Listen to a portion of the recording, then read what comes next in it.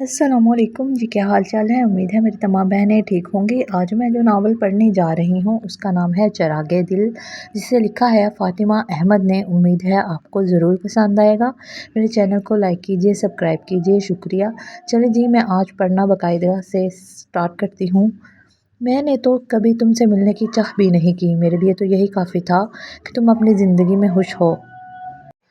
मुझे ये आस तो थी ज़िंदगी में कभी कभार ही सही तुम्हारी सूरत दिखाई दे जाएगी। तुम्हारी बेवफाई के बावजूद 18 साल गुजरने के बाद भी तुम्हारी मोहब्बत मेरे दिल से कम नहीं हुई, और पता नहीं क्यों मुझे ये यकीन है कि तुम भी मुझसे इतनी ही मोहब्बत करते थे। क्यों तुम्हारी आंखें मुझे देखते ही रोशन हो जाती थीं। तुम्हारी एक नज़र से मैं तुम्हारे दिल का हाल जान लेती थी, और जब हम जुदा होते तो तुम्हारे दिल की उदासी मुझे दिनों तक बेकरार रखती थी। तुम तो कहते थे तुम्हारे बगैर मैं मर जाऊंगा, फिर क्यों तुमने रास्ता बदला। मेरी अना ने इजाज़त ही नहीं दी मैं कभी तुम्हारा गिरेबान पकड़ सकती। तुम मेरा सामना करने से डरने लगे,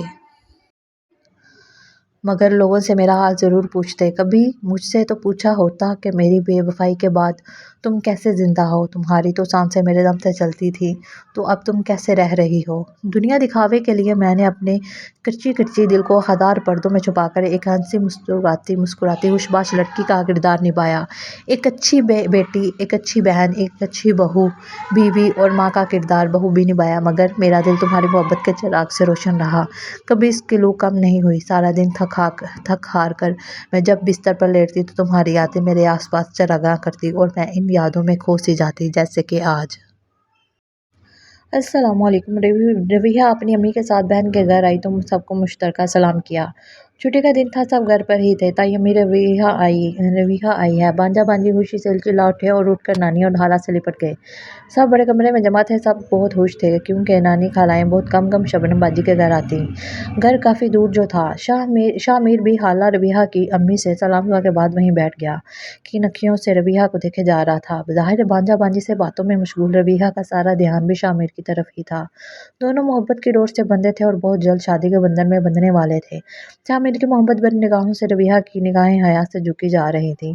इसके चेहरे पे शर्मगी मुस्कुराहट थी। चलो रवीहा, किचन में चलते हैं। रवीहा की हम उम्र भांजी मुनज़्ज़ा ने इसका हाथ पकड़ कर उठाते हुए कहा। रवीहा, चाय बनाओ, तुम्हारे हाथ की चाय सबको पसंद है। रवीहा चाय का पानी रखकर वहीं खड़े खड़े मुनज़्ज़ा से बातें करने लगी। रवीहा के मामू के बच्चों की शादी की थी। रवीहा अपने और अपनी बहन के कपड़े कढ़ाई के लिए देने आई थी, क्योंकि इसकी भांजिया मुनज़्ज़ा दिन तना कढ़ाई का काम करती थी। वो आपस में कपड़ों के डिज़ाइन, शादी की तैयारियों के हवाले से बातें करने में मसरूफ़ थी। तभी शबनम ने मुनज़्ज़ा को आवाज़ देकर पानी मंगवाया, लेकिन मुनज़्ज़ा के पानी के ले जाने से पहले शामिर पानी लेने किचन में आ गया। रवीहा शामिर को देखकर घबरा गई, जल्दी से शामिर को पानी दिया। इसी असना में दूध उबल गया तो वह इसको देखने लगी और हाथ चूल्हे से टकरा गया। एकदम सी की आवाज़ से वो कराह कर रह गई। मुझे देखकर इतना घबराती क्यों हो, मैं तुम्हें खा जाऊंगा क्या। शामिर मुस्कुराते हुए बोला। आप जाए ना यहाँ से, सब क्या सोचेंगे। अरे सब समझदार हैं, यही सोचेंगे अपनी मंगेतर से बातें बिगाड़ रहा है। मुझे अच्छा नहीं लगता, बस आप जाए। रवीहा संजीदगी से बोली। अच्छा, जा रहा हूँ, पर चेहरे के जाविये तो दुरुस्त करो। शामिर के किचन के जाने के बाद रवीहा की जान में जान आई। गहरी गहरी सांसें लेकर खुद को नॉर्मल किया, और क्यों मैं चाय निकाल कर मुनज़्ज़ा को आवाज़ दी। तो ले आती ना चाय। मुनज़्ज़ा किचन में दाल होते हुए बोली। मेरे हाथ का पाँव जो है कँपा रहे हैं। क्यों, क्या शामिर चाचू आए थे। मुनज़्ज़ा शरारत से बोली। एक थप्पड़ लगेगा ना, सारे दांत बाहर आ जाएंगे। रवीहा मसनूई गुस्से से कहते हुए किचन से निकली। अच्छा रुक ना, अब नानी के पास जाकर ना बैठ जा, चल बराबर वाले कमरे में बैठते हैं, मैं वहीं ठीक हूँ। चले ना रवीहा, हमें अपने कपड़े दिखाने हैं और आपसे बातें भी करनी है। दूसरी बांदियां भी बोलीं। बादल न हंसता कमरे में आई तो शामिर बैठा चाय पी रहा था। रवीहा पलटने लगी तो इसने आवाज़ दी। बैठ जाओ रवीहा, मैं चाय पीकर बाहर जा रहा हूँ। सबके साथ बातें करते हुए शामिर की मुस्कुराती मोहब्बत लुटाती नजरें मुसलसल रवीहा के चेहरे का तवाफ कर रही थी। रवीहा इसकी नज़रों से नर्वस होते जा रही थी। मुझे नहीं बुलाओगी शादी पर। शामिर ने मुस्कुराया। नहीं भाई, मुझे शादी इंजॉय करनी है। और आप तो, वो कहते कहते रुक गई। मैं तो क्या, आप तो बस मुझे नर्वस करते रहते हैं। अरे यार, तुम किस ज़माने में रह रही हो। ये मुझे यार वार ना बुला कर, मुझे अच्छा नहीं लगता। तो जान कह दिया करो, शामिर शरारत से बोला। आपसे तो बात करना ही फजूल है। रवीहा गुस्से से उठते हुए बोली। गुस्सा तो तुम्हारी नाक पर दरा रहता है। शामिर इसके सर पर हल्की सी चप्पल लगाकर बाहर निकल गया। निकलते निकलते दरवाजे से पलटकर रवीहा को देखा, जिसकी नज़रें कह रही थी जल्दी आ जाना, हम जाएंगे, मैं बाहर ही हूँ। शामिर ने इत्मीनान दिलाया। रवीहा को ऐसा लगा सारी रोशनियां इसके साथ चली गईं। तुम पास होते तो घबराहट घबराहट, तुम चले जाते हो तो बेचैनी। या अल्लाह, मैं कहाँ फंस गई। रवीहा ने बेबसी से सोचा। मिलो ना तुम तो हम घबराएं, मिलो तो आंख चुराएं। हमें क्या हो गया है, हमें क्या हो गया है। मुनज़्ज़ा शरारत से गुनगुनाने लगी तो मैं खिलखिलाकर हंस पड़ी। अब तो सिर्फ तुम्हारी यादें ही यादें हैं, रात को आंसू तकिए को भिगोते रहते हैं। पहले तो कभी ना कभी तुम्हारा पैगाम मिल जाता था, तुम्हें एक नज़र देख लेती थी। अब तो दिल वीरान हो गया है। ऐसा लग रहा है दुनिया में मेरे लिए कुछ भी नहीं। दुनिया बिल्कुल खाली हो गई है। सारी लड़ाइयाँ तुम अपने साथ ले गए। तुम तो ऐसे देश से हो जहाँ से कोई लौट कर नहीं आता। तुमने तो ये भी नहीं सोचा तुम्हारे जाने के बाद तुमसे वाबस्ता लोग कैसे रहेंगे।